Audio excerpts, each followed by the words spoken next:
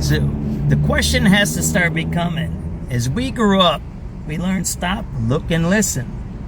Stop, look, and listen. Why? So you don't get run over by a car. It don't matter if you have a stop sign, green light, whatever it is. But we learned as children, stop, look, and listen. When you come to an intersection, a sidewalk, stop, look, and listen. Now if you walk around, you drive around, you're on a bus, look at the people who are walking on the streets through crosswalk. They will not stop. They walk right into traffic. Some of them are looking at their phones. They won't stop. They walk right into traffic.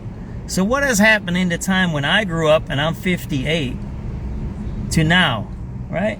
So I was in grammar school when I was in the 70s and 80s. So 40 years ago, we learned stop, look, and listen. 40 years later, people walk into intersection without looking. They're looking at their phones, right? You're looking at a drug camp at the K2 development. This is Halsted right above us here, right? See that? All these new things. So if you don't do stop, look, and listen, are you going to stop, look, and listen at this? Are you going to say, what is this? Are you going to stop and say, what is this tent city? Why are there new tents here? It's the first of the month. That's why there's new tents. Why do people choose to live in tents? Are they living in tents because they want to? Are they drug addicted? Do they have issues with mental illness?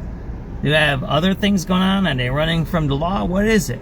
Well, if you're not trained to stop, look, and listen, and if you walk in an intersection while you're looking at your phone, while there's cars driving, then you're not going to stop, look, and listen at this thing either, are you? And if somebody puts it on the video, what are you going to say? Oh, that's a bad man. He's videotaping something that I don't like to see, and they told me this is normal. It's normal to have homeless people under a bridge doing drugs, hiding from crime, and doing whatever other things they're doing in this encampment.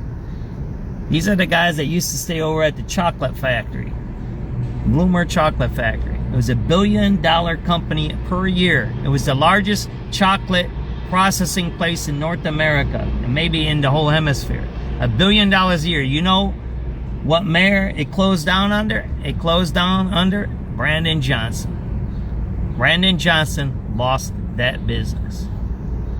And then he tells you when you're looking at this tent camp, that's not what you see.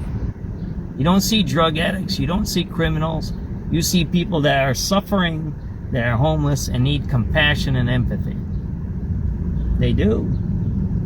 But how do you need to know that? Unless you see it. Unless you think about it. Unless you know it. Unless you stop, look, and listen. Stop, look, and listen.